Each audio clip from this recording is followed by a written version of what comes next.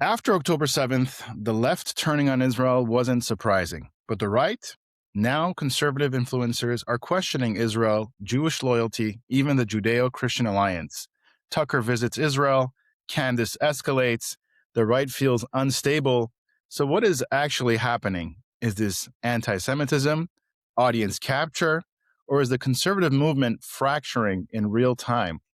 Ami Kozak, welcome to our show. Daniel, good to be with you. Thanks for having me. So Tucker visits Israel for a few hours. Could you give us, Tucker, just recapping his trip? Oh, sure. Well, I mean, I suppose I visited Israel. I love Israel. And by the way, nothing against Israel. Nothing against Hamas. Something against Hamas, but not really. I mean, I was hoping to meet some Hamas because from what I understand, they're a political organization, from what I understand. And so they detained me and it was awful. They took pictures of me. Someone asked for a selfie. I was like, oh, okay, Nazi. He wanted a selfie and they were calling me a Nazi and were trying to kill me. I didn't know if there was a hidden bomb in the selfie in the camera, just like they did with their pagers. I didn't know that. I didn't know if it was going to explode once he hit a selfie. And so I was naturally very nervous. Very concerned, actually, very concerned. Was the phone going to blow up in my face? Thank God it didn't. Thankfully, it was a miracle, actually. It was a beautiful miracle. I was very moved by that. I was very moved. And so I had a great time. And it was the worst. And I hated it, and I loved it. So, yeah. How would Douglas Murray respond to that? Well, I think we all know Tucker Carlson has been one of the biggest agents of confusion and demoralization that the Western civilizational context has seen in many, many years. We haven't seen a figure like this who's so two-faced, disingenuous, narcissistic, manipulative, using the format of dialogue and questions and interviews in order to push a very nefarious agenda to turn young people especially against the West. And I think people are coming on to it. I'm sorry. No, I'm not going to believe that. If he so wants to defend Christians around the world, why doesn't he focus on the places where Christians are actually disappearing, namely the Coptics in Egypt? Let me ask you, Tucker, where are the Coptic Christians in Egypt? What happened to the Christians in Lebanon, Syria, Nigeria? No. He wants to focus on Christians in Israel who have a better standard of living than Christians in anywhere else in the Middle East. Why don't you talk about that? It's very curious as to why he won't do that. And I wonder. I think we know why. I think we know. Now, how would Jordan Peterson diagnose what Tucker's going through? Well, it's cluster B psychopaths, I mean, they're everywhere. And especially when a movement is successful, they can move in and swoop in a parasitic notion and using the tactics of the same elements of free speech and all the ideas in which a movement was successful and they could swoop in with psychopathic tendencies, cluster B, dark tetrad borderline personality traits. And, the psychopaths are everywhere. I've been studying psychopathic behavior on the right for a long time, and when you see an opportunity for power to consolidate, you move in and you swoop in and try to put your hands in to clutch the pearls of victory, to take back the elements of victory that were successful and say, well, for self-aggrandizement and audience capture purposes, I can basically go in there and be a succubus, a parasite, and it's not simple. It's not. It's very dangerous. That's what I would say. So watch out, man, because they're demonic, bloody demonic, and I detest that. Now, finally, Trump calls in and settles all of this. Well, all these people are so kooky. They're so kooky. And you know that they're very they're crazy people. They're crazy people, and we know that. And we know that so well that they're coming in here and they want to take over the MAGA movement. It's a beautiful movement. It's a movement I built and I'm going to maintain, and we're going to keep the kooky crazies out because they're crazy people. They're psychos, and we're not going to let them do it. I'm going to give Tucker a big patch, and he's going to be left with a handprint, and I guarantee you with these hands, there's no problem. Daniel, kaboom, he's going to get a little Chamsa, right on the tochis. That's what he's going to get. And you know that. What are your thoughts on his short trip to Israel and his discussion with Ambassador Huckabee? Yeah, I mean, I think it's important to take note that when Tucker is engaged in these conversations or interviews, he's not asking questions. He's not just asking questions. The presumption there is he doesn't know certain things, and he's actually intellectually curious, and he's trying to get to some sort of truth. He's not trying to do that. He's just playing a game. And it's very obvious that he's playing a game because the goalposts keep moving all over the place. It's like having a conversation with a stream of consciousness. Every single time one topic gets mentioned, he jumps onto that. If he feels himself losing a point, he moves on to something else. It's very disingenuous, and it just creates an intellectual fog and a sense of confusion. Tucker's not stupid. He's informed enough to know, the status of Christians in Qatar or around the Arab world that have been oppressed persecuted, and yet he micro-focuses on minor infractions that take place in Israel, ignoring the forest for the trees, ignoring the actual state of how Christians are doing in Israel and how their rights are protected, their freedom of worship is protected, and yet he will focus on finding the slightest thing to try to prove some sort of narrative, some quest he's on to make Americans, the West, Israel, Jews, anyone think twice about their virtue, second guess in the scheme of things, in the fight against Western civilization itself, from those who want to preserve it to those who want to destroy it. He makes people morally confused, and he's not confused, but he plays dumb and plays a very disingenuous game, pretending not to know certain things.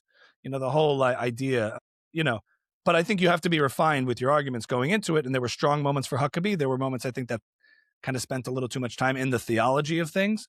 And Tucker's just playing this game. He did it so many times. But who are the Jews? Who are they? But I mean, what are the Jews? Are they though? Things that I think any educated person knows the answers to, but he plays dumb rather intentionally, to play hide the ball, to obfuscate. It happened many, many times, and you could comb through the interview and just see every which way he does it. I remember at one point during the interview, he goes, "Wait, I'm sorry," because Huckabee goes, Israel does a lot of things in terms of warfare and goes the extra step to protect human life in ways that we wouldn't even do in the United States. Are you saying that? Are you saying Israel is better than? I'm sorry, no, I'm sorry. I just object to that notion. You're saying Israel's better than my country. I object to that. I thought you were representing America. About 20 minutes later, Tucker is talking about how when he lands in Israel and he sees the agriculture, he's like, I love the agriculture. It's better than in our country. It's better than it's a better conditions. Some places here are more beautiful than even in our country. Tucker, whoa, are you saying Israel's better than America? So he's violating his own principles and standards in real time because he's just playing a manipulative game.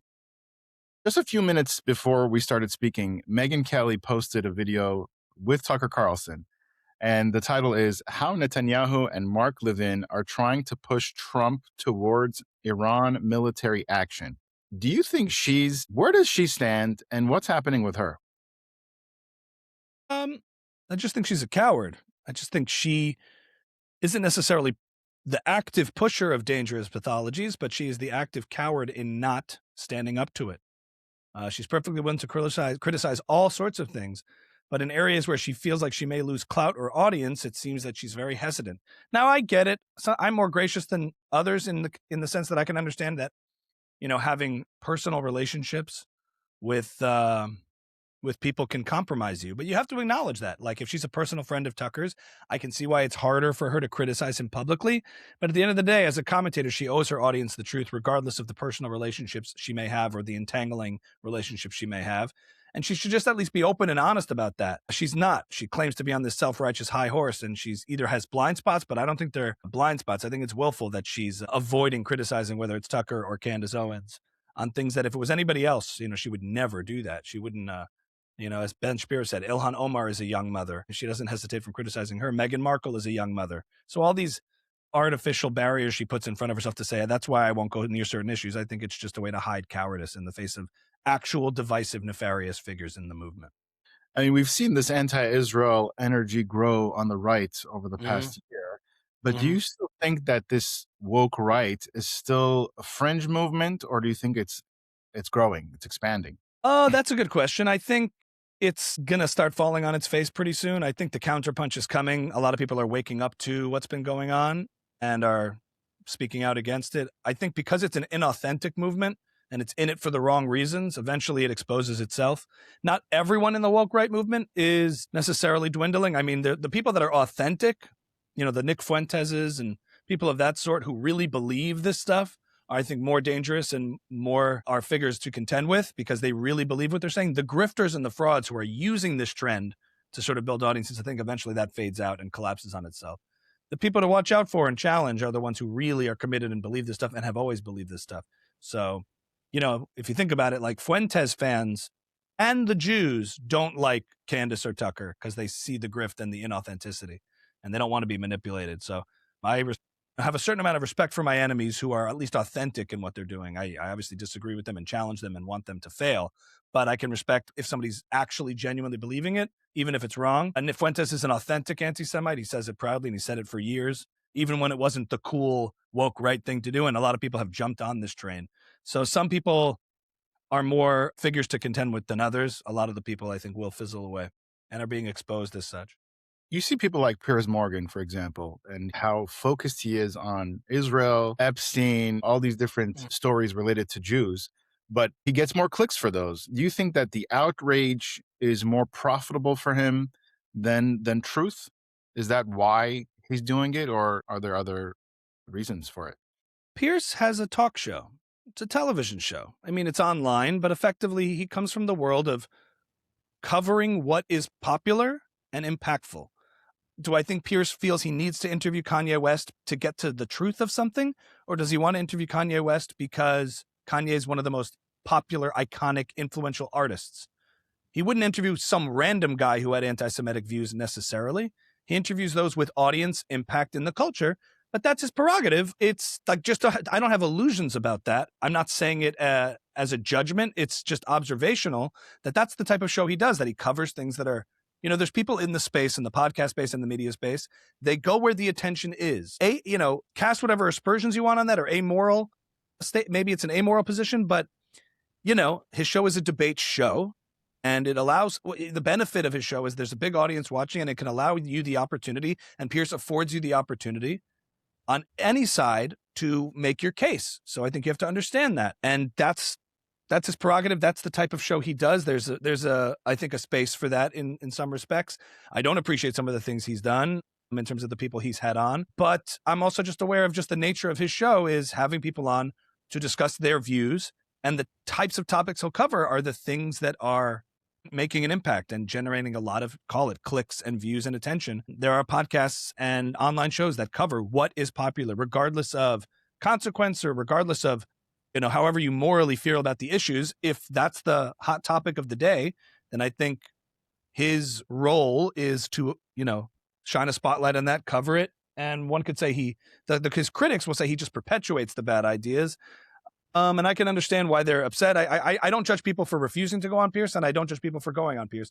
I think the benefit is that he affords both sides opportunities to make their case. And that's what it is. It's a stage, it's a platform in order to have these conversations. And if you can make a case, he has the audience and he has the stage, and he's going into these spaces and having these conversations about these topics. The reasons why he's doing it or not, I'm not in his heart, and his contention is that he wants to have spirited debate and conversation. Fair enough. I don't judge people who don't feel comfortable in that type of arena or in that type of format. And I don't judge people who do. I think there's benefits and pluses and minuses to both, and take that for what it is. I think at his core, in some ways, obviously he's a decent person. He strikes me that way, who cares about the truth and wants the truth, but he also has a certain priority of making sure he's doing a show that people are interested in watching. That's part of, I guess, the show business of politics, It's very interesting because I've had several guests that were, on his show. Mm-hmm. And, a few of them would go back, a few of them would not go back. Mm-hmm. And it's just very interesting in my mind. What do you think, strategically, what would you do if you were, invited on? Would you go on? Do you think it's really a benefit for the pro-Israel side? Or, because it is a debate, but it's also a lot of shouting over each other and shaming, and I'm sure you've seen it many times, but sure. I think I would go on. I mean, if he invited me on, I would go on. I would be grateful for the opportunity. He picks his guests, and that's an opportunity to reach people with your message. That's what it is. I think sometimes people think they're going to engage in a long form podcast style conversation. I think it's more combative than that. I think it's structured that way. That's the type of show that it is. And it serves a certain function, a certain purpose. But one of the benefits is that if you're reaching millions and millions of people, you can get a message out that you're trying to connect people with and trying to resonate. You're trying to get a message out to resonate with people. And at its base level, it affords you that opportunity to do so. Yeah. And I guess it's a double-edged sword. So if he's going to give someone like me the opportunity, he may give somebody who I really detest the opportunity too. I think there's sort of an amoral position. It's that the subject dictates what we're going to do. And if you're popular, regardless of how detestable your views are, if they're resonating, then there's an obligation to put that up. I can see the objection where Piers will have someone who's just the worst kind of person, and then he'll just object to them and say, I think you're despicable. And that's the type of show he wants to run. That's his show. I would take the opportunity to do it if I was invited and do the best that I could do to get the message and ideas out that I believe in. Yeah. I mean, to me, it reminds me of a Jerry Springer type of show. It's like a little bit like free for all. Yeah, but I just wanted to say at one point, Nick Fuentes, You are the father. That would be I fun. mean, he had like Natasha Hausdorff, for example, who we know is a brilliant, person who I have interviewed. Yeah. And the way he treats her, where, he doesn't treat other people the same way. So it's Yeah, he tough did I thought he did a very bad job in that episode, because it's one thing to have people on to play the game and be the referee, but he wasn't the referee. He just didn't let her play. He didn't let her participate in the debate. She was cut off at every turn, and then him and Dave Smith just piled on her. I don't think that even looks good it doesn't look good for Piers. It definitely didn't help Natasha, because she wasn't able to do make her case. I don't think it looked good for Dave Smith or Piers in that episode either, because you're not allowing anyone to make your case. You're just kind of piling on. What's the point in assembling this kind of debate if you don't actually let them debate? What's the point of that? I didn't really get the point of that. So I thought in that particular instance, and she's a friend of mine too, and I guess you could say I'm biased towards her perspective and as a friend, but I just thought like this, if you're on the other side, like how is this good? This isn't constructive in any way. It doesn't help the opposing side either. I don't think it made Dave Smith or Piers look good at all. I think it made them look kind of disingenuous to just have someone only to pile on them and not let them actually make a point. What are you arguing with? A caricature, some manufactured point of view? Are you listening to what she's saying? It's like, what's the point in being a ref and assembling a game and then not letting one team play at all? I didn't quite get that. So I thought that was a big fail, and I could see why a lot of people were immediately turned off by that. I was very turned off by it, and I think it ended up reflecting much more poorly, I think, on Piers and Dave in that instance than I. But I think Piers, if he's a moderator or a host, I don't think he should be giving his own opinions, or we should know what his opinions are. I mean, he's got to be truly equal opportunity. I think that's what makes a good show. When you got the host, when the referee is on your side, it doesn't make for a good show. Yeah, listen, nobody has no opinions. Everyone has opinions. So one could argue that knowing where he stands makes it a little easier to watch the episode. But, he likes to participate in his own panels and give his views. I get it. It's subjective. Some people like moderators who are completely neutral. I think I like that too, because I want to hear the guests. And some people want to get involved in their panels discussion, so it's more of an open thing. The benefit is that, for the most part, with the exception certainly of the Natasha episode, I think Piers has also disrupted and interrupted pro-Palestinian or even pro-Hamas people. He won't let them get a word in. I think he should let them actually say what their bad ideas are. It's more revealing than just righteous indignation, condemnation. He's done that to people too. Maybe not to the same effect he did to Natasha, but he's done it to people on the other side too. I think in both instances, it's not as helpful, because you want people to reveal what they stand for, and then we can judge it. And I think there's been guests who I are appalled by, but oftentimes he's even interrupted them because he's so turned off and appalled by their point of view. But I'm like, let them say what they believe. It's right there, So in both cases, if you're going to have people on, I think let them reveal who they are, for better and for worse. Can you do it, Piers Morgan? Hang on. It's frustrating. Not really. Hang on. A little bit, Hang on. Wait, what's interesting to me, Daniel, is that you asked such a question, and I'm so appalled by the answer. It's despicable. I don't have it, but I have the face. Like the pigeon lady from Home Alone. Yeah. Yeah. Anyway, Yeah. Do you think that Israel is being used as a scapegoat for the broader conservative frustrations out there? Sure. Do you think it's a scapegoat?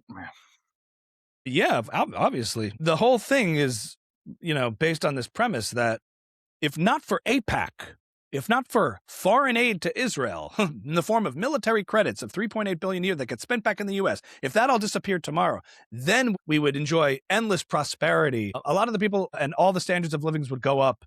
Look, there's a perception, which I can understand, that like America's not focused on itself, that there are real issues here domestically. And whether it's Ukraine or Israel, I think certainly Israel animates a certain side that Ukraine doesn't. It's sort of a different level.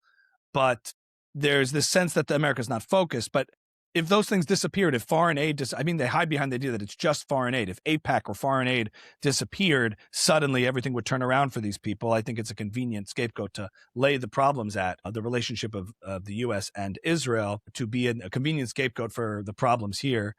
But what I would say is that, I think that for a lot of people, it's this convenient thing that they kind of hide behind the idea of, well, we're just against foreign aid. We're just against lobbying and Israel's influence on America. They treat America as if it's this impotent, weak nation that can make no decisions on its own, that makes no military decisions on its own. It's just being dragged along by Bibi, by Israel, a country of over 300 million people with the strongest military in the world by far, is being dragged along by Israel, a tiny, tiny country, rather than America acting with agency and in its own interests and its own security interests that it believes has an ally in a region where it could gather intelligence, have research and development, have a lot of strategic benefit from. None of that exists. America's just this impotent, weak country. Essentially what animates the conservatives, who are supposed to be pro-American and America first, really see America in a very weak, impotent light. And that's my question. You really think all these decisions, Iraq, all of these different entanglements America gets involved in? I'm not saying I support every foreign entanglement America's been involved in, but you think they make those decisions because Israel makes them? And they point to all these false... They have all these arguments that kind of fall flat pretty quick. How Bibi was advocating for toppling the regime in Iraq. He wasn't the prime minister at the time. Okay, Bibi had an opinion, and his opinion and a lot of opinions turned out to be wrong about Iraq. I think Ariel Sharon, who was prime minister at the time, a lot of the Israel leadership at the time politically was arguing for Iran being the primary adversary that was spreading radical jihadist ideology and funding terrorist proxies all over that was hurting Americans and Israelis. And so they just hide behind the cinematic narrative of Bibi controlling everything. I think it's very satisfying to believe that when life sucks for you, there's something else going on behind the scenes, amorphous, that you can't control. And that takes responsibility and liability off of you to be responsible for your own life. There's nothing easier than blaming something else, something external factor for your life's problems and shortcomings. Nothing easier than doing that rather than taking responsibility yourself. There's a lot of hypocrisy. Israel is the scapegoat, and they say Israel has the influence over America. Yet Qatar, for example, funds America millions, I don't even know, billions of dollars more than Israel does, influencing the universities, the media. I mean, everything about America is influenced by Qatar. Yeah. But nobody speaks about that. What are your thoughts on Qatar and where and all of that? I mean, certainly they don't take a look under the hood at the universities, which has caused generations of young people to be anti-American, anti-Western. A lot of think tanks that have been funded to turn the U.S. against itself. Because if you can't defeat an adversary militarily, it's like an old Soviet tactic. You turn the population against itself, you demoralize, you get people to stop believing in it, and then at the ballot box, at the electoral level, you weaken the country, and you could turn the society against itself and make it less strong. And nobody seems to care about that. It's rather convenient that only when Israel's involved, people go nuts in ways that you just would never see in any other case. I hate to use it because I find that anti-Semitism gets used as a too often end-all conclusion in many cases where it doesn't apply, kind of forces you to arrive at that conclusion here. There's no other way to explain it, other than the fact that when the Jewish state does something, people go absolutely nuts. They storm the streets. They go on campuses. They go crazy when it's Israel over any other country. And there's no other way to explain that than just straight up anti-Semitism disguised as anti-white settler colonialism on the left, or on the right, pretty explicitly anti-Semitism. And people use the idea of isolationism or wanting to hide or wanting to, not fund foreign wars. I mean, the way they depict Israel as this character, this conniving Jew behind the scenes, controlling our politicians. I mean, it's all anti-Semitic language, old tropes. And instead of saying the Jews, you say Israel, the Zionists, these vermin, these people who are controlling us in these secret cabals. It's exactly the same language, tried and true. There's no other real way to explain why they get uniquely animated and incensed and angered and frustrated in a totally different way when Israel's involved than any kind of entanglement, especially against even adversarial nations that actually wish America harm and aren't allies. They don't care about any of that stuff. And there's some kind of like F you mom energy that's going on here, where it's like a product of luxury. You grow up in the West, you grow up in a life of privilege and luxury, relatively speaking, and you take it all for granted. And so you don't look at countries that have way worse standards of living, way worse values, way worse cultures than yours. And you presume that all the problems in the world must be, on us. It must be what we do. We are the initiators. And it's like an F you mom energy. Like, I hate my parents, even though they're the ones who, gave you everything. You just don't take it for granted. So then when there's adversaries out there who are much worse, much more oppressive regimes, you turn a blind eye to it. You criticize those who you feel will listen to you, that it actually matters to. And to the Western countries, criticism from the electorate, from people, they actually matter because you have free press, free speech, free association. So those things get channeled like water into those areas where they can actually be expressed. You think they have these kinds of conversations about the Chinese Communist Party, about the Iranian regime? They don't channel any of that there because it feels like this hopeless closed faucet, so to speak. So the water moves in the direction of the countries that will actually allow those views to be expressed without any gratitude from the people that they're being allowed to do so and permitted to do so and protected in order to do so. Yeah. Maybe we can go a little bit more in depth with the lack of protests about the Islamic Republic of Iran. We saw so many protests for pro-Palestine. Yeah. But we see mass killings, the government mowing down their own people. Probably more people dead than there was in Gaza, yet we don't hear anything. What do you think is the deeper reason for that? Oh, because I don't think these people care at all about human suffering or civilian casualties or Gazans.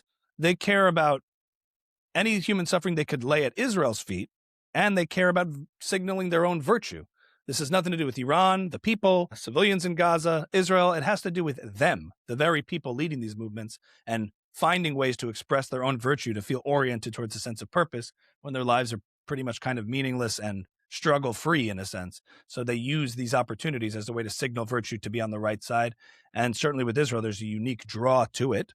And they don't really care about the suffering of actual people. It's just a way to kind of flaunt their virtue, you know? So there's also a narrative they're buying into, which is anti-Western, anti-American, certainly anti-Israel, which is this sort of Marxist view on the left, which basically states that, you know, there's a narrative, there's sort of that, what do they call it? The Red and Green Alliance, that radical Islamic terrorism, which is what had animated Hamas, which is the ideology they buy into to perpetrate crimes against Israel, to destroy Israel. That's the thread. And that connects Hamas to the Iranian regime, which means the victims of Iranian regime are being attacked for the very same reasons that the victim of Israel are being attacked. There's an oppressive radical ideology that wishes to have world dominance and submission, and they can't give in to that because they share a common enemy that's bigger than that, which is the United States and the West. So radical Islamic ideology and far left Marxism are completely antithetical, or they should be, but they share a common enemy, which is the West. Free societies, capitalistic societies, pro-Western societies, Judeo-Christian societies. That's the common enemy that they wish to destroy. Eventually, you know, this is exactly, I think, what happened in the 70s when the Shah fell and, you know, Khomeini, the original Ayatollah, when he was returned, I think was embraced by the intelligentsia, the left-wing intellectuals. They loved it, you know, because they have a moral subjectivism and a moral relativism in which you can't judge one culture or another. The real hegemonic power that's evil is the United States, the real imperialist power. They're the evil ones. And so when you have a common enemy like that, you look the other way at all the things that are just completely antithetical to your supposed progressive value structure and system, you know, free rights of women, homosexuals, minorities, free expression, free speech. You throw that all out the window when there's a bigger fish to fry, which is Israel or the United States. Now, we're familiar with the Trump derangement syndrome, right? The TDS. But you think it's the IDS, Israel derangement syndrome? Meaning, if we protest Iran, then in some way we're supporting Israel because Israel also wants Iran to fall. Right. I guess that's also a reason why. But another thing is that the pro-Palestine movement, a lot of it was funded. A lot of it was organized. We saw the tents on campus and all that stuff. Could it be that if they weren't funded and if it wasn't organized, there wouldn't be that many protests out there for that as well? I don't know. It's hard to say. I don't have the receipts on that. I think there was opportunity to sort of elevate and escalate that, but I think it was an opportunity that pre-existed that. It can't be completely manufactured. People were easily sort of steered to, I don't think anyone funded a bunch of people going out and maybe not directly to like rip down hostage posters across New York City, but they did it. There was a thirst. There was this idea of an opportunity to demonize Israel before Israel responded militarily in any way. I mean, it was just right there to open up this wound, and just this thirst for anti-Semitism spread across the West. It just revealed itself on both the left and the right. I mean, ask yourself on the far right, do these people care about innocent Muslims suffering around the world ever? No, most of them are a lot of them are like unapologetic racists. And they don't want Muslims. They talk about like Arabs and people coming into their country. They don't want them out. They blame Jews for that. They blame the Jews for that. And yet they'll demonize Israel for inflicting suffering on Gazans and act as if they care. So they only conveniently care when it's to be used as a way to delegitimize and demonize Israel. And then on the left, yeah, I mean, they don't care about suffering around the world in any other context or under, other regimes or anything like that. But when it's Israel defending itself and there's collateral damage in a war, they'll use that and go nuts. I mean, the way they do it, I mean, they put, Israel in a garbage can on a poster. It's a whole different level of a visceral hatred. It's a very different thing than disagreements on policy. There's a visceral hatred that's there. And I think we know why. I mean, there's no other conclusions you can draw that would explain it. And so, yeah, can't unsee that. You were on Candace Owens' show at least a couple times. How were you in? Did she personally reach out to you or her team? When did you realize that something had shifted with her? Well, we dated in high school, so there was a connection there. No, I'm just kidding. Initially, she had started tweeting some stuff that I thought was really ignorant about and misguided about, post-October 7th, what was going on with Israel. She seemed to display a confusion that what was going on post-October 7th and what I had just described was akin to BLM in, sort of excess woke progressivism, and that it was all manufactured anti-Semitism. And I thought that there was a case to be made that for a long time there were instances where sort of on the left you had manufactured or exaggerated cases of anti-Semitism. I think the tiki torches at Charlottesville, there's some crazy people that were there, but I don't think they were representative in any way. And I always contend, and I still do, that the worst ideas of the left are much more ascendant in the culture than the worst ideas of the right. You don't have like KK animated shows on Disney Plus, but you had a lot of woke stuff there. And you had a lot of woke stuff in HR departments. You have stuff across academia. So a lot of the worst ideas on the left are much more ascendant and everywhere. And I just don't think this was an equal, just because it seemed similar, just because there were cases where anti-Semitism might have been manufactured or exaggerated. Doesn't mean in this case it is. Not all things are alike just because they seem alike. I think to not call it out when we do see it was doing just as much a disservice. So I called her out on Twitter, and then she invited me on the show for the first time, and she was still on the Daily Wire at the time. And I thought we actually had a good, constructive debate, dialogue, conversation. It demonstrated a way that you can still hold your principles and your values and your point of view, but still do it in a civil way. And I thought it was just a demonstration of that kind of thing, I was trying to take a new approach, because the whole going into our own echo chambers, writing hit pieces on articles and giving each other, pro-Israel Jews giving each other high fives didn't seem to be doing much, especially because there was a whole movable middle that started to exist of people who were coming into this war and conflict and Middle East subject of Israel and the history for the very first time. And I felt like there was an opportunity there to educate and, provide my point of view. And so we did do that. Things only got worse for her. She continued down this kind of really dark, evil rabbit hole. And then eventually I was on it like another year later. And I appreciated the fact that, she put out unedited full-hour debates and conversations, but things just kept going darker and darker and darker. Eventually it didn't seem like something worth that was salvageable. I think her intentions were revealed over time that they weren't good. They were nefarious and wicked, manipulative, and in it for the provocation, for the clicks. And, mask off. She's holding up the Talmudic Jew, an old anti-Semitic diatribe, and saying Jews are responsible for the slave trade. And I think she eventually reveals herself. She does her critics a big favor in doing that. Makes the job easier, I guess, because for a long time I actually tried to give the benefit of the doubt and didn't take it. Yeah. Now, looking back at your debates, I think you debated Dave Smith on the show as well. Yes. Did anything they argue, it was about, I guess, a year ago, right? Anything age well, age worse? Anything you argued age better? Or the arguments, would they be different? Looking back at that, is there anything, what are your thoughts on that? Well, certainly Candace herself didn't age well, and the association of sort of throwing down in support of the journey she was on for a lot of people, including Dave. At one point, he's like, she claims the French legionnaires are trying to assassinate her, just so they know if this turns out to be true, then we're all Candace Owens, like standing by. I'm like, well, what if it turns out not to be true? Which it did. Completely nonsensical, complete fiction, completely made up, with unsubstantiated. Then what does that mean for her credibility and your credibility? What does that mean for your integrity? So in a lot of ways, that stuff fizzled out. I think Dave was formidable, very formidable debate opponent, and it forces you to sort of make sure your arguments are really refined and to think about things and understand the perspective he's coming from. And I thought that was helpful. Certainly for me, I wasn't doing debates regularly. Dave had been doing that for a long time. So I felt happy with the conversation, with the debate. I think there were strong points made on both our ends. And ultimately, I think it just displays sort of the blind spot in Dave's point of view as an anarcho-capitalist libertarian who doesn't believe in the existence of any government, presumes every single human on earth just wants the same thing and has the same values. And I think is just completely missing what's fundamentally animating the entire conflict between Israel and the Arabs. It has nothing to do with geography. It has to do with ideology. That was the point I kept driving home. That's what I thought he got wrong and still gets wrong till this day, because every opportunity that's been given to the Palestinians to have their own state, they've rejected, because the issue for them is the existence of Israel, not the non-existence of Palestine, and that this is an ideological religious war against the Yahud. And he just completely ignores all that, saying everyone just wants the same thing.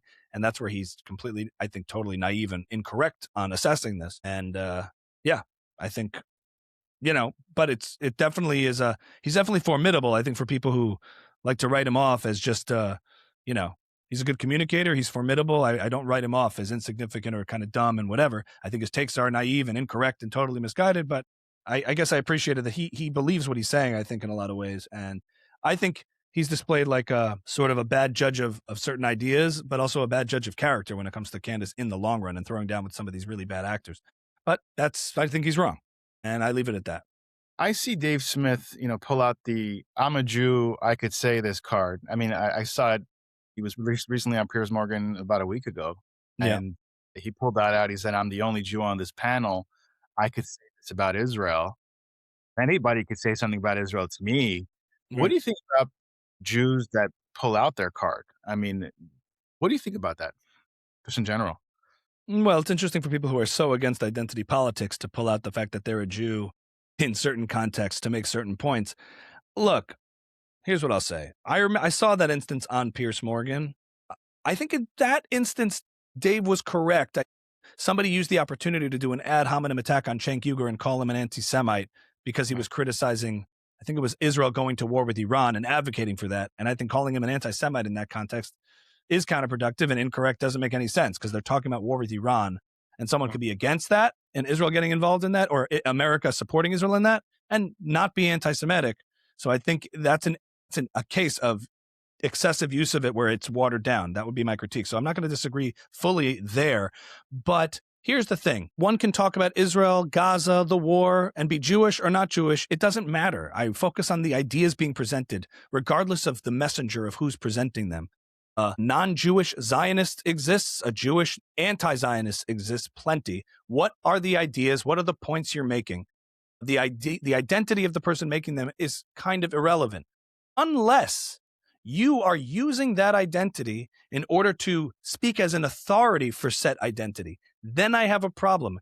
If you putting out there that you happen to be born Jewish and therefore anti-Semitism is not real or not a big deal, or to mitigate that when, if in fact your Jewish identity is just a happenstance by birth and you don't really identify or practice, if the Jewish continuity, safety, identity, community is not really that paramount and important to you, then I don't feel it's appropriate for you to put that out there front and center. If you don't really have if you don't have Jewish values or are part of a community, or it means that much to you, just be honest about that. Someone like Dave Smith, to me, I think connects more with libertarianism as an ideology and an identity. And I would say, imagine, Dave, if I was out there as a libertarian saying, guys, the government's not too big. Spending's not that big a deal. The foreign wars aren't that big a deal. We can raise taxes. We can have government spending. We can waste all this money. We can print this money. We can inflate the currency. And I say that as a libertarian. He would take issue with that. I could claim I'm a libertarian all I want, but if I don't care about libertarian values and principles, if I don't care about the preservation of that movement, then I'm doing a lot of damage in that regard. So if you're going to put your identity out front and center and actually don't really value it that much, if it doesn't mean that much to you, you're allowed to have opinions. You're allowed to talk about this, and that's fine. It doesn't disqualify you from having a take or opinion. But if your opinion is in representing the Jewish community at large, or to sort of downplay or create a false picture of anti-Semitism not that being that big of a deal or being an issue, well, it might not be an issue to you if you don't care that much about the issues of the Jewish community are facing. And I think you have to be a little more honest with yourself about that. If the only time, I'd say to the left wing, Jewish Voice for Peace people, if the only time your Jewish identity really means that much to you is when you're using it to protest Israel with a tallis on, well, then I have questions about that. I'm not trying to disqualify your Jewish identity, but don't, try to invalidate. They try to do the reverse. Don't invalidate my point of view because I'm an Orthodox Jew in defending Israel. Oftentimes I'm called out, well, you're a Jew, you're an Orthodox Jew, so you're biased. You're Hasbara, you're Zionist, so you just support Israel because you're an Orthodox Jew. So you're trying to invalidate my opinion because I'm Jewish in defense of Israel, and then you take issue with the efforts to invalidate your opinion because you're Jewish but anti-Israel. So ultimately, I'd like to put those things aside and evaluate the ideas. And the only time I really take issue with it is if you're using your Jewish identity to distort or provide coverage for real nefarious anti-Semitic activity, or claim that the community that you're seemingly representing is not facing the things that it's facing. Then I take issue with it. Now, somebody like Candace Owens, we know that she has her opinions, but when it goes into conspiracy theories, for example, we saw with Charlie Kirk, all the different theories she had about how he was killed, and now what she's doing with the whole documentary about his wife. Mm-hmm. How dangerous is that? And how dangerous is it? Because we know that conspiracy theories about Jews leads directly to anti-Semitism. Mm-hmm. So how dangerous is that conspiracy theory Candace MO that she has? I mean, conspiratorial thinking and having no rational basis for anything is very dangerous. I mean, you can't decipher what's true, what's false, not believing anything. It's like, take the red pill, but don't take the whole bottle. You get black pilled and then you don't trust anything, and you're not using any sort of standards of evidence, of rationale, of reason to evaluate things. Then you can end up, if you're only animated by pure tribalism and pure emotion, you can end up doing and supporting some horrible, horrible things and think you're virtuous in doing so. And so, it's like my support of Israel throughout the past 2 years is, I might have a bias because I'm Jewish and I have family in Israel and friends in Israel, but that doesn't make me wrong about the issue. It's like if I had a cousin who I thought was being attacked by for their identity or whatever and wanted to be erased, he might be my cousin and I might care that he's victorious because he's my cousin, but it also doesn't make him the bad guy. It doesn't make me wrong. So I'm still using reason and rationale to come to pro-Israel positions, regardless of my bias. I can acknowledge that, but I still would think you arrive at the same positions using reason and rationale to evaluate which side, generally speaking, is on the side of civilization, which side better protects individual rights and freedoms in the fight of Israel against its enemies. But in an age where you just lose sight of all of that and don't believe anything and lose sight of any sort of even value of truth and evidence, we're in a very, very dangerous situation, because you can't logically persuade anybody out of anything if they don't value logic and reason, if that's all part of some conspiracy. And I think anti-Semitism does that to a lot of people. I think it creates a sort of brain rot that you can't deny. When you see like the comments on Candace's videos, it's all like, get rid of those heathens, you're our savior against the Antichrist. It's all rooted in like real fluffy, dark, spiritual stuff that's animating people. And I think it's filling a void in them of some sort of emptiness or feeling astray. That's kind of troubling when people feel that way, Now, many would say that J.D. Vance is the natural successor to Trump. Mm-hmm. What are your thoughts on J.D. Vance and the fact that, he doesn't really draw moral lines? He fails to rebuke the bad actors. Do you think that, he's complicit, or does he agree with them? Obviously, it seems he's like his views on Israel are different than Trump. Mm-hmm. What are your thoughts on J.D. Vance? I think J.D. Vance is the vice president, a politician, which means, I think in his mind, supporting the president and otherwise neutral on all things in the culture which are moving and fleeting is his strategy. Not to ruffle feathers on one side or the other, because when you're the VP, you stump for the president and you wait your turn, and you're not in a position, and this is in his mind, I think you're not really in a position to start taking perceived controversial positions on anything, because in 3 years, which is when we're going to be evaluating these people, things could be vastly different. So I'm looking at incentive structures here, not moral judgments. He has no incentive in his mind to comment and get in the weeds on this stuff. When he's presented with a character like Nick Fuentes, he condemns him. That's simple enough and easy enough. But beyond that, I think he's feeling like he's making just a kind of calculation to kind of stay neutral or stay out of it. Now, ultimately, I think pragmatically, I kind of don't judge him for that. I kind of understand that, but I think pragmatically that is a losing strategy, because if you can't call out the worst fringes and actors in your supposed movement, I think the movement implodes and gets weaker, not stronger. I think Kamala Harris, she, hers, them trying to placate to the worst elements on the left caused their whole project and whole movement to implode and pave the way for a Trump victory in 2024. I think J.D. Vance not calling out the nefarious actors, pragmatically speaking, is going to have that same effect where the right will just, we don't have to worry about, people who are concerned about J.D. Vance don't have to be, because the left is just going to win. The far left populists are going to win and point to the fact that, look, there's all these Nazis on the right. And for the first time ever, they might be right, as opposed to before when they were making it up about fascists and Nazis. You are handing them victories on a silver platter by allowing these people into the movement, into the room, and legitimizing and platforming and engaging in conversations as if their ideas are worth their salt of Jewish cabals and anti-Semitism. I don't think JD buys into any of that at all, but we're at a point now where you need to properly draw those lines and call that out. And it's not divisive to do that. It's divisive to allow divisive figures to stay and weaken your movement, so to speak. I think for years and years, conservatives worked really hard to show that we are not the monsters the left claims we are. We are not these fascist Nazis, white supremacists. We are for low taxes. We're for family, pro-life. Like, they had a whole bunch of values and ideas that they stood on that are worth conserving in their mind. And you could disagree about policies and other, especially with regard to, I don't know, pro-life, pro-choice. There's disagreements even amongst conservatives, but we are for respectful civil disagreements and conversations. But uncivil disagreements, not respectful conversations, nefarious actors, evil, we draw the line, and we are not the things the Democrats claim we are. And the Democrats lost for being disingenuous and portraying it that way. But if we don't stand up to the worst elements on, quote, our side, or at least the ones perceived to be on our side, we're handing them exactly the caricature that they painted the right for so long. And it's a losing strategy. So that would be my counsel to J.D. Vance. I don't think he's the one who's pushing these dangerous pathologies or agreeing with them. So I think people make a mistake in criticizing him, lumping him into that category. But I think strategically and pragmatically, he's making him, eventually he's going to have to come to terms with drawing those clear lines. And the issue really isn't J.D. Vance, as we know. It's Tucker Carlson, who people think he has a close relationship with.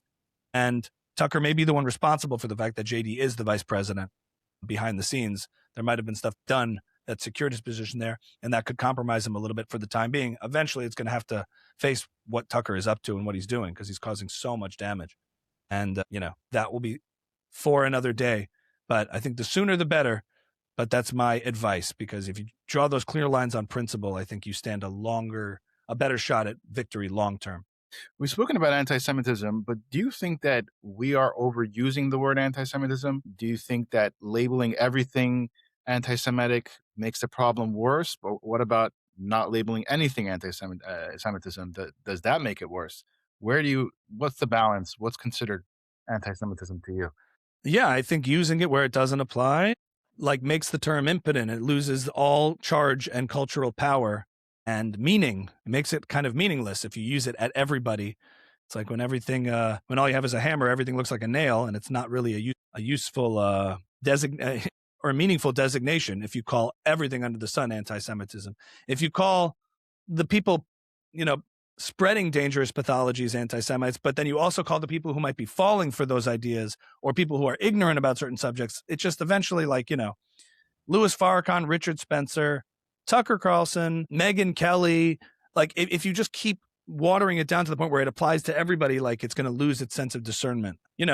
I think we kind of know what anti-Semitism is. It's a different kind of racism. It has other elements to it that other forms of racism don't have, sure, where oftentimes racism is about deeming other groups as inferior, and therefore you can dehumanize them and treat them worse. Anti-Semitism puts Jews as almost superiors in some cases, they're the special breed that need to be destroyed because they have the special power. On the right, they're deemed as people who are both inferior to us and superior and need to be destroyed. So it has a conspiratorial element to it, which is interesting and unique. And you could talk about it academically. For the most part, I'd say it's unproductive to constantly focus on what the motivations are behind certain people and determining are they or are they not, and do they pass the smell test of anti-Semitism. I think it's much more constructive and universal to focus on what's true and what's false, rather than the internal feelings of what might be motivating one actor or another. Obviously, if someone's outwardly saying, I hate Jews, like a Fuentes or people like that, I have no problem calling them anti-Semites. They are. They libels, falsehoods, negativity. They spew venom against Jews, against the Jews, against Jewish power, against world Jewry. They're pretty unapologetic about that. But even in those cases, and down the line, focusing on what's true and what's false is a lot more effective at disarming most of these narratives. You have the advantage of, if you're on the side of the truth, then you shouldn't be afraid of anything. And if people want to animate themselves with hatred or suspicion or resentment or grievance, that's ultimately their problem. And I think it's better to focus on truth and false, because true and false are universal. And anti-Semitism makes the problem a personal problem. I think too many times we're begging the world to care about us, and some maybe a unique way or a different way or an equal way. But no one likes a kvetch. Even when it's legitimate, like people just don't like kvetches, and they don't like kvetching, but they didn't like it on the left. Even when it's legitimate, focusing on what's true and false, I think, is more effective, and you'll come out to the same conclusions in the end anyway. Whether you're talking about Israel fighting Hamas, focus on what's true and false. Whether you're talking about all sorts of areas, exposing people as liars rather than what's going on, because with falsehoods you can debunk and you can expose dishonesty. You can take claims and prove them wrong. It's much harder to prove what's going on in somebody's heart, the why as to why they're doing something. Trying to say this was going on in their head and their heart. For a long time, that was sort of a left-wing tactic. Whatever it is you do on the outside, whatever statements you make, I don't care, because inside you're racist and there's nothing you can do about that. And that really kind of turns me off. It turns people off. I'd rather focus on the conduct, the statements, the behavior, the ideas you're putting out, and we can judge for ourselves. I want to ask you last question about your personal career. How did October 7th change you, and how did it change your career? What was your comedy career like before October 7th, and did it make a permanent shift into a different direction? And maybe speak a little bit about how comedy soothes the Jews through the tragedies that they've gone through. What are your thoughts on that? Yeah, before October 7th, I had a show with Bassem Youssef, and no, I'm just kidding. I definitely, my comedy career before was mainly, comedy, music, entertainment. Everything was kind of focused as me as an entertainer. And I happened to be an Orthodox Jew. That was sort of beside the point. It was there. I wasn't ashamed of it, never hid it. But after October 7th, certainly, me putting myself out and my Jewish identity becoming paramount and important and worth preserving, protecting, and advocating for felt necessary, because it was under attack on a global scale. And, I found myself in a civilization, in a society where, oh, wow, I kind of understand now how these horrible things have happened in the past, the centuries of trauma that I heard about from my grandparents' generation in the Holocaust. You sort of have that question answered for you as to how a supposed good civilized society can turn so evil and so dark. So I felt compelled to speak out against that and provide some moral clarity in that regard. I thought it would be a departure from what I do comedically and entertainment-wise, but it only deepened my relationship with the audience that I already had. You lose some and then you gain some. And so I would say, you step into arenas that you don't sort of see yourself going at one point in the past. I didn't see myself in this space, but you have that a little bit of imposter syndrome. Like, who am I to step into this arena and start debating about these things? I still don't present myself as a scholar, as a historian, but I'm a person with opinions and I formulate them the best I can. I think about these things. And one thing that as a comedian, it allows you to do, and as somebody who is performing and making content and videos, is just like communication and being able to reach people and connect and resonate with them is something I don't take for granted. And even though some people might be more informed or scholarly on different things, they might not be effective at communicating those ideas and boiling them down to digestible points that people can understand. And I think that's just as important. You need that as well. So I make sure I present myself out there properly and people can understand with those caveats that I'm, just an entertainer and a comedian, a musician who has a point of view. Keep an open mind, and I engage in the conversations in good faith. And I listen, and I try to be honest with myself too, and be as self-critical and introspective as I am against our detractors to make the arguments more refined and stronger. You want to come to these conclusions from a place of strength, not a place of fragility or vulnerability, and just making sure that you're keeping yourself honest along the way and not just giving into sort of reactionary second nature things. And so, that's the world we're in now. It did feel like a moment. And then the October 8th universe that we live in, post October 7th, everything did kind of change. And you just got to sort of, it's an interesting thing to come to terms with, but things became a little more serious overall. Like everything became a little more weighted and a little more serious when sort of that illusion, I guess, that we bought into, that the normalcy bias. Everything's just like going to be the way it is always. I grew up in the 90s and the heyday. It's, catastrophe or crazy things, they're not just going to happen. And the idea of unprecedented times has just been a repeated theme in sort of my adult life, whether it was 9/11, COVID, fast forward to COVID. No one ever thought anything like that could happen, where things, were they just going to shut down the world? Yeah, that was kind of traumatic. October 7th, were people just going to celebrate the slaughter of Israelis and Jews in Israel? People are actually going to rip down posters of hostages now. Good, decent people would never do that. If you go to Washington Square Park today, you'll see many people who did. And so that's the world we're in. It sort of is a traumatic reality, but you go from there. And I think as Jews, we can be strong and we can laugh in the face of this stuff. And that's kind of our superpower. Yep. Ami, I want to thank you for joining me. I want to thank you for the laughs and for enlightening me with your words of wisdom. I want to thank you for everything that you do for the Jewish people. Where can people find you? I encourage everybody to follow you. And if you want to leave us with a final message, or, floor is yours.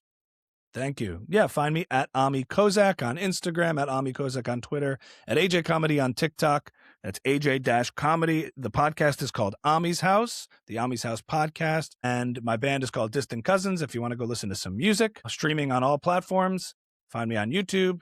So I'm all over. And catch me performing all over the country, New York area, Florida, Texas, California, overseas. Follow me online. And if you want to stay in touch for tour dates and things like that. And subscribe to the podcast and the podcast Patreon for Ami's House podcast. Thanks so much. Okay, thank you. If you have a 401k or an IRA, please listen. Gold is at record highs. What many people don't know is this: you can move part of your retirement money legally and without tax penalties into physical gold you actually own. Alpha Omega Gold helps you do this through a gold IRA. Your gold is real. It is stored safely. It is in your name. Learn more at ao.gold/stand. Alpha Omega Gold is our sponsor, and they proudly stand with Israel.